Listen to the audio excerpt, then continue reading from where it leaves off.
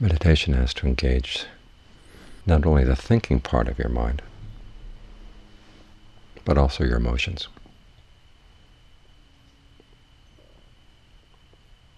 Otherwise it gets dry and doesn't totally train you.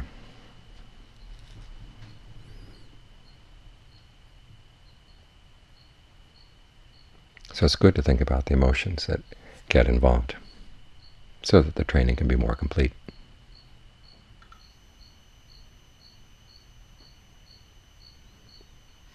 The first one you're supposed to bring to the training is samvega.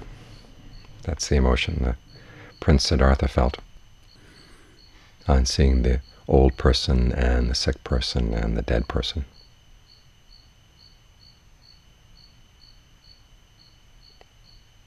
Samvega is one of those words that doesn't quite have an equivalent in English. It's a sense of shock, dismay, urgency, and it's related to the word samvega actually means terror in some of the passages in the canon. It's a really chastened realization about what life is like, that the pleasures you're pursuing are fleeting. They never really provide satisfaction. You look at you yourself, and you're fleeting as well.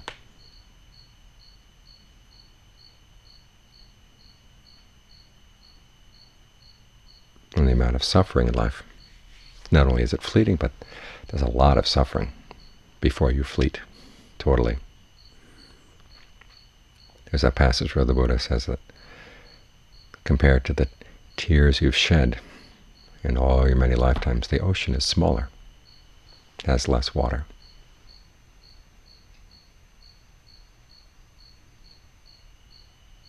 You've drunk more milk from your mother's breast, whether your mother was human or a dog or whatever, than there is water in the ocean.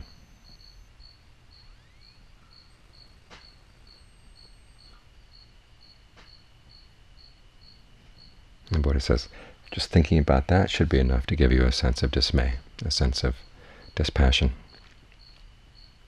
to make you want to gain release. Now, taken on its own, samvega can be a very depressing realization, which is why it has to be paired with pasada, or confidence, the confidence that there is a way out. And that famous story about the young prince seeing the old person and the sick person and the dead person. He also saw a forest mendicant.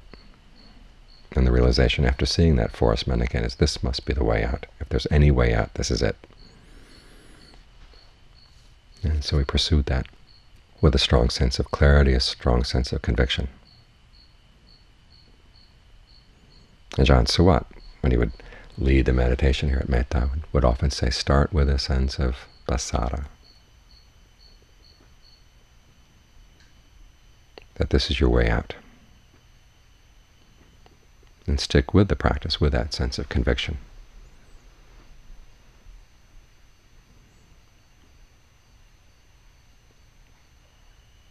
Confidence, desire.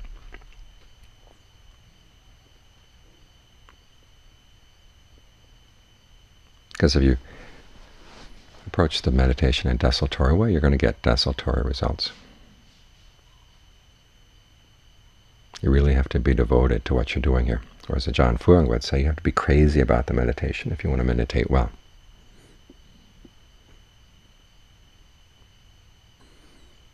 You have to learn to get the meditation so that it really engages your imagination. What can be done with the mind as you focus it on the breath? What can be done with the breath? How can you learn to relate to the breath in a way that allows you to settle down and see what's going on in the mind?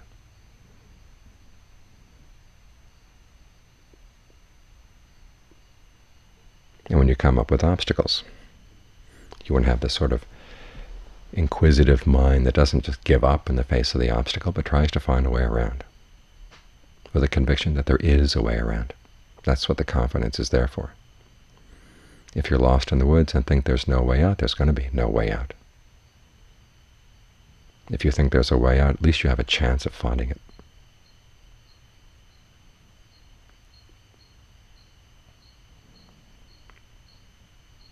So when you come up against issues in the meditation, try to use your ingenuity as much as you can. If you find yourself controlling the breath, it's natural that you're going to be controlling the breath. In fact, it's important that you realize that that's happening. Many times they say, well, let the breath come in and out on its own and don't control it. What happens then, though, is that you don't notice how you're controlling it. It all goes underground. What we're doing here is bringing that issue up into the opening. It's okay, as long as you're controlling the breath, try to control it skillfully. And what is it that controls the breath? There's an intention and there's a perception.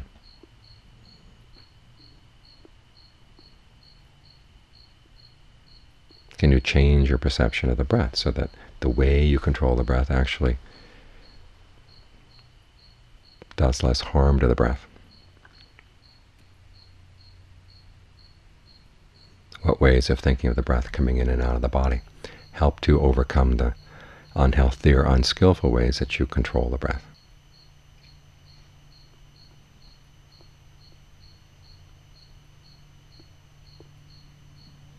And what different kinds of breathing energy are there in the body? Look into that as well, because you find that different kinds of breath energy are helpful at different times. When you've got lower back problems, it's good to think of breath energy coming up from the soles of your feet.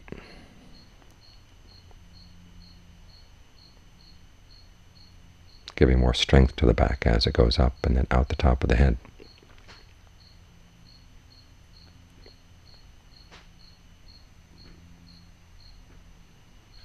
If there's a tightness in the chest, think of the tightness spreading out through the shoulders and out the arms and out the fingers.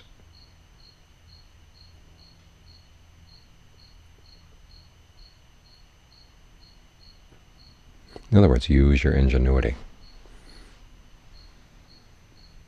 so that you become more and more interested in staying in the present moment. All too often we approach concentration practice as an exercise in forcing the mind to stay still, not to think, not to move, not to do anything. And of course, as soon as you tell it not to move, it's going to start fidgeting around like a little kid told to sit still in a chair. But if you give the child something to explore, something to look into, the child can get very still and very enthralled and sit in the chair for hours without complaining. So try to engage your ingenuity as you practice. And always have that conviction that no matter what the problem is in the meditation, there's a way around it.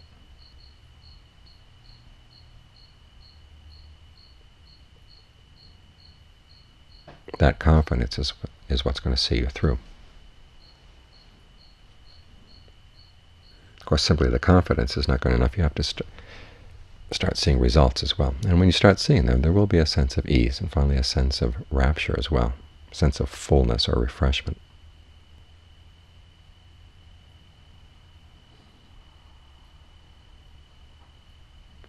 When you finally figured out a way to be with the breath consciously and intentionally, and yet allow the breath energy to feel full in every little cell in the body.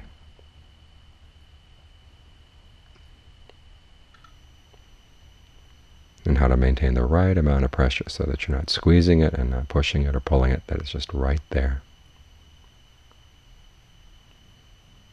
Some people experience this as a sensation of drowning.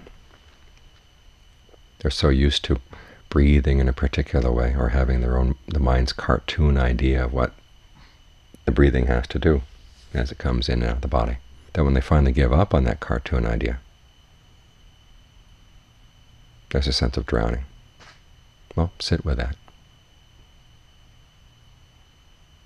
If the breath is going to come in, it's going to come in. If it's not going to come in, well, don't worry about it. It'll have to come in at some point when it really has to.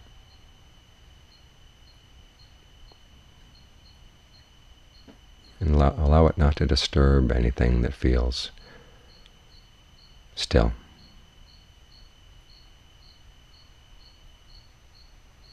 And you find there comes a sense of fullness.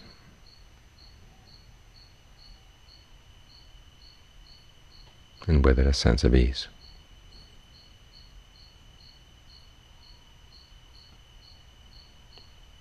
You become a connoisseur of your breathing.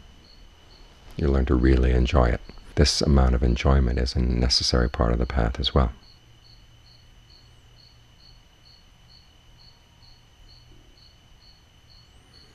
That's where the image of feeding comes in.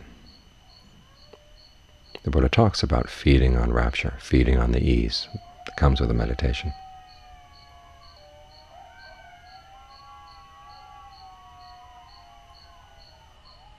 And as you learn to feed off of that, you start looking at the other things the mind has been feeding on. And realize that it's pretty miserable food. This is where the sense of nibbida comes in. It's sometimes translated as disenchantment, sometimes disgust even, or revulsion. In other words, a sense of having had enough of something and no longer being attracted by it, because you've got better food.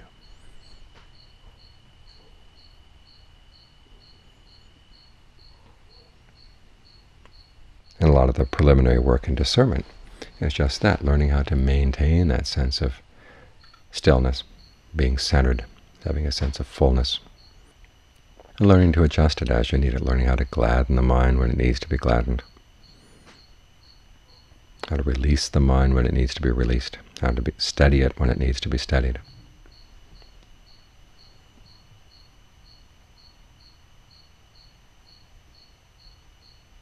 And every time you catch it slipping off to feed on something else, ask yourself, why are you going there? What good do you get out of that kind of feeding?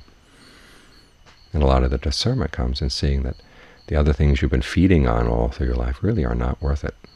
You've really got something much better here.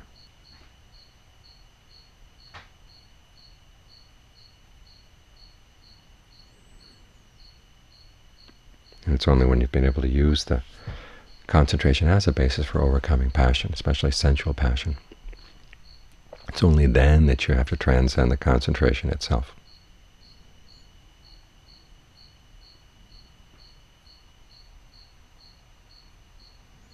When your sense of nibbida or disenchantment can then turn to the concentration,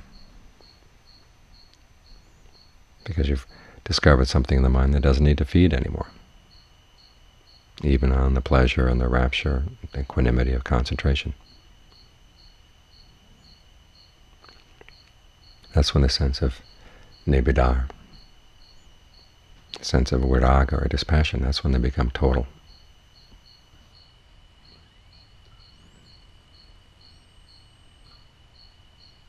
And it's when they can liberate the mind.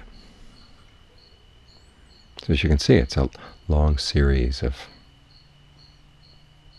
different emotions. The Buddha sometimes talks about the grief and the joy of being on the path. Those get involved as well. The grief is simply the realization that there's a lot of dangers in life and you haven't reached the goal yet, but you learn how to use even that as a spur to your practice. But again, it should be combined with a sense of confidence, conviction, desire, leading to the joy that comes when you can actually see yourself making progress on the path. The mind can settle down more than it used to. It has a greater sense of well-being, of wholeness and fullness than it had before. You can take joy in that. So the path is not just a matter of figuring things out, although that's important. It's a matter also of learning how to marshal these different emotions, some of which are normally regarded as negative.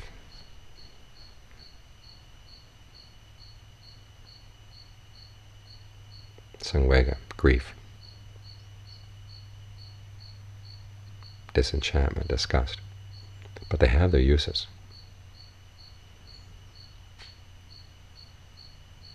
And so learn how to cultivate them all along the way.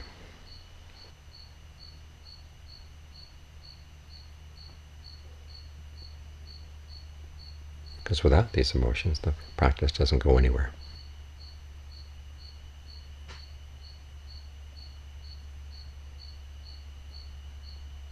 With them, it can take you to release.